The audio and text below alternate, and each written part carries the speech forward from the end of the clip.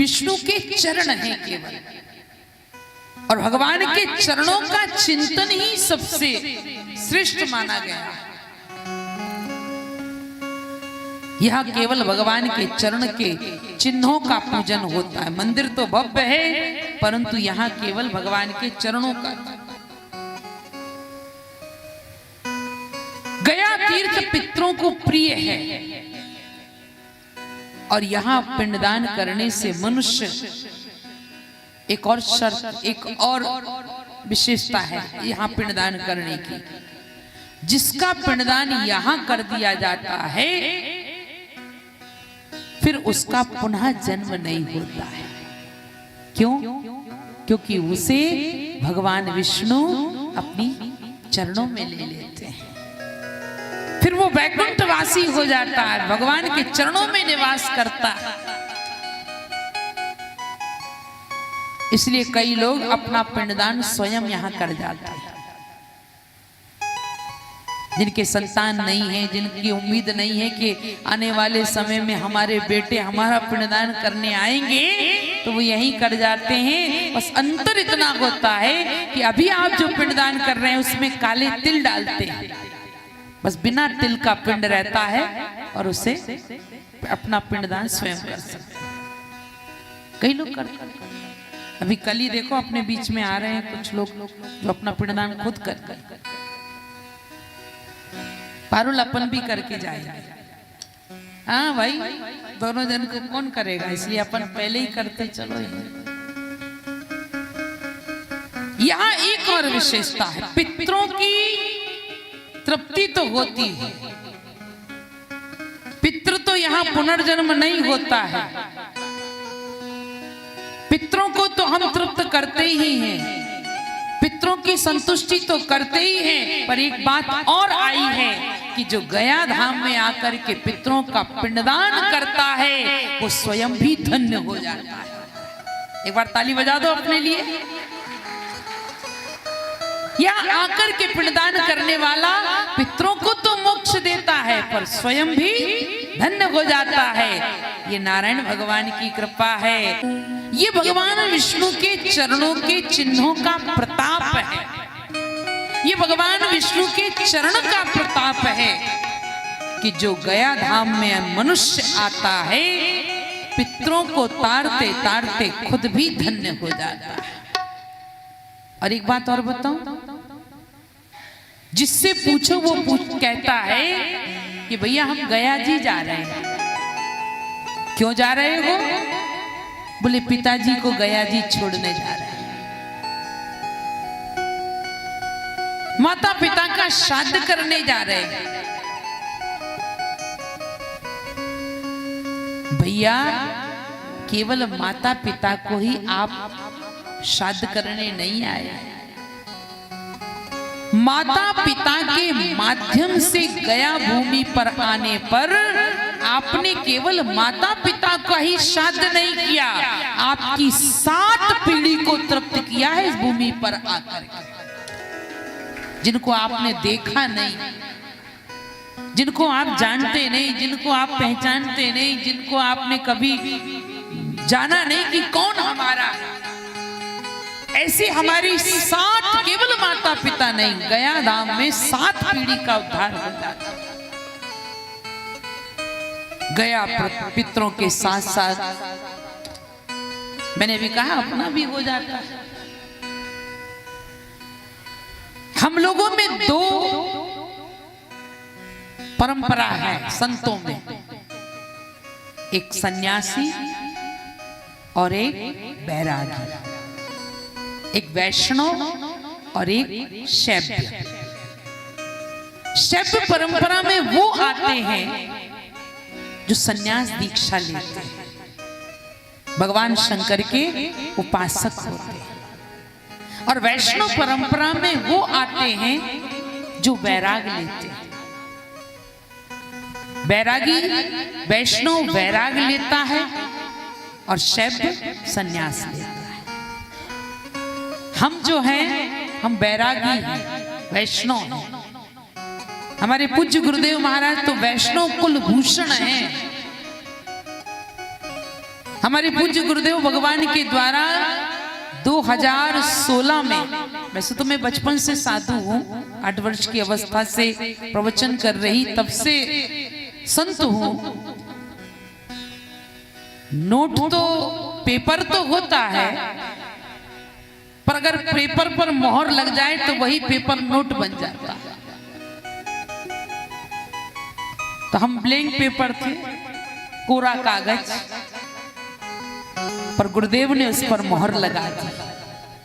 2016 में उज्जैन के कुंभ में गुरुदेव ने अपने कर कमलों से हमें वैराग की दीक्षा दी।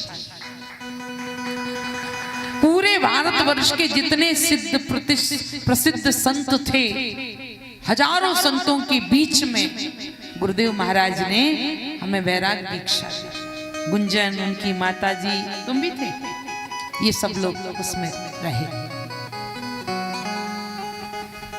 बड़े बड़े संत आए थे, वैराग दीक्षा हो गई। हमारे यहाँ वैराग होता है, और हमारे यहाँ मरने के बाद संत को अंतिम संस्कार दाह क्रिया की जाती है, पर सन्यासी को जमीन में समाधि दी जाती है। और जिस समय सन्यास, हम लोग पिंडदान करते हैं, बैरागी वैष्णव, पर सन्यासी नहीं करते। क्यों नहीं करते हैं? क्योंकि उन्हें सन्यास के समय पर ही उनका पिंडदान उन्हीं के हाथों से करा दिया जाता है। भद्र होते हैं, बाल उतारे और चोटी कटी, और वही उनका हवन हो जाता है, और उसमें हवन में वो अपना पिंडदान अपने हाथों से कर देते सन्यास। तो सन्यास को पिंडदान करने का विधान नहीं है, केवल दंड को भगवान विष्णु पर रखना चाहिए बस। कई देखो सन्यासियों में भी कई सन्यासी ऐसे होते हैं जो दंड धारण करते हैं, और कई बिना दंड के होते। दंडी स्वामी कहते हैं ना उन्हें, दंडी, हाथ में दंड है तो दंडी स्वामी। और मैंने ऐसा सुना है कि जो ब्राह्मण कुल में जन्म लेता है वही दंड धारण कर सकता है, और ये परंपरा सुना नहीं, मैंने सत्य है। हाँ, ये सत्य, दंड वही धारण करेगा जिसका ब्राह्मण कुल में जन्म होगा। बिना ब्राह्मण के दंड का धारण करने का नियम नहीं है। तो वो दंड को स्पर्श कर सकता है। भगवान विष्णु, अगर सन्यासी आएगा गया में, पिंडदान नहीं करेगा, वो दंड को भगवान को स्पर्श करा सकता है, ऐसा विधान है। तो ये सत्य है कि पिंड का, अब एक देखो ये बात आ गई, अब जिस पर हम लोग चिंतन कर रहे थे, ये बात सत्य है कि पिंडदान करने का अधिकारी केवल पुत्र नहीं होता है। पिंडदान करने का अधिकारी केवल पुत्र नहीं होता है। 1985 में, हमारे मिश्रा जी मिथिला से हैं, 1985 में मिथिला के पंडितों ने, ब्राह्मणों ने, आचार्यों ने, विद्वानों ने ये निश्चित कर दिया कि स्त्रियों को भी पिंड दान करने का अधिकार है। ये मिथिला से परंपरा शुरू हुई। मिथिला के ब्राह्मणों ने, पहले नहीं था, उन्होंने अधिकार दे दिया, क्योंकि ये मिथिला के लोगों ने ही ये क्यों किया, और अन्यत्र किसी धाम के ब्राह्मणों ने ये नियम नहीं बनाया। उन्होंने कहा बेटी को भी पिंडदान करने का अधिकार है। मिथिला वासियों ने कहा हमने ये अधिकार इसलिए दिया कि हमारी किशोरी जी ने भी गया में आकर के महाराज दशरथ का पिंडदान किया। अभी बगल में है सीता कुंड, बिल्कुल बगल में, और आप एक बार दर्शन करके आइएगा, भले पिंड ना हो वहां पर दर्शन करिएगा। अभी भी दशरथ जी का हाथ निकला है और सीता जी, मैं अभी सुनाऊंगी ये कथा भी, एक एक दिन एक एक चैप्टर हम लोग लेंगे रोज, कि सीता जी ने क्यों पिंडदान किया, फिर नदी बिना जल के क्यों हुई, पहाड़ बिना पेड़ के क्यों हुए, सब इसका भी रहस्य है, बहुत सारी चीजें। तो सीता जी ने, मिथिला के लोगों ने कहा जब हमारी किशोरी जी पिंडदान कर सकती हैं तो क्या बेटियों को पिंडदान करने का अधिकार नहीं? उन्होंने कहा नहीं नहीं, ये अधिकार बेटियों को भी है, स्त्रियों को भी। और मैंने तो अभी 2-3 साल पहले यही गया में देखा था कि बेटियों ने अपने पिता का अंतिम संस्कार किया था। पुत्र नहीं था उनके, केवल 4 पुत्रियां थी और चारों पुत्रियों ने अपने पिता की कंधे पर अर्थी ली, शमशान घाट लेकर गई और उन बेटियों ने अपने पिता का अंतिम संस्कार किया। तो उन्होंने कहा ये अधिकार पुत्रियों को भी अभी अभी मिला है 1985। उन्होंने कहा क्योंकि सीता जी ने दशरथ जी का किया तो हर स्त्री कर सकती। और ये जो भूमि पर हम लोग आए ना, यहाँ भगवान राम भी आए थे, भैया लक्ष्मण भी आए थे और जानकी मैया भी आई थी। ससुर के प्रति कितनी प्रीति थी, क्या कहना।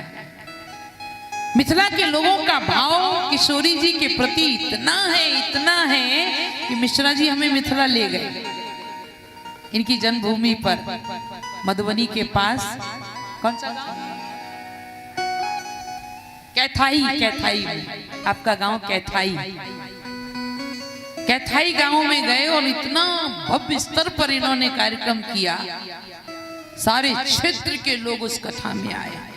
कितने लोगों ने व्यसन त्यागा, कितने लोगों ने अपने भाव व्यक्त किए। बहुत लोग बड़े स्तर पर मिश्रा जी ने किया कार्यक्रम और डेली कम से कम 25 सब्जी बनती थी। तो भी इनकी जो पत्नी की बड़ी बहन थी, बड़ सास, वो कहती थी कि आज हम कुछ बना ही नहीं पाए। इतना बड़ा थाल सजा के भोजन। मुझे समझ में आया कि आखिर भगवान 6 महीना मिथिला में रहे क्यों? जब इतना बढ़िया बढ़िया खाने को मिले तो कौन छोड़ के जाएगा भैया। बड़ा भाव। और क्या बताएं आपको मिथिला का भाव। जिस दिन हमारी विदाई कैथाई ग्राम से हुई, लगभग 1-1.5 किलोमीटर तक दोनों तरफ स्त्री पुरुष खड़े थे और बीच में हमारी गाड़ी चल रही थी, फूलों की वर्षा हो रही थी और माताएं ऐसी फूट फूट के रो रही थी कि हमारी किशोरी जाई, हमारी किशोरी जाई। अब हमारी किशोरी जी हमें छोड़कर जा रही। उन्हें ऐसा लग रहा था कि मैं ही सीता हूँ और मुझ में ही उन्हें सीता जी का दर्शन हो रहा था। और बेटी की विदाई के समय जैसे माताएं फूट फूट कर रोती हैं, वो भाव उन लोगों का था, क्योंकि उनकी तो सर्वेश्वरी श्री किशोरी जी, इतना भाव उन लोगों में है। उन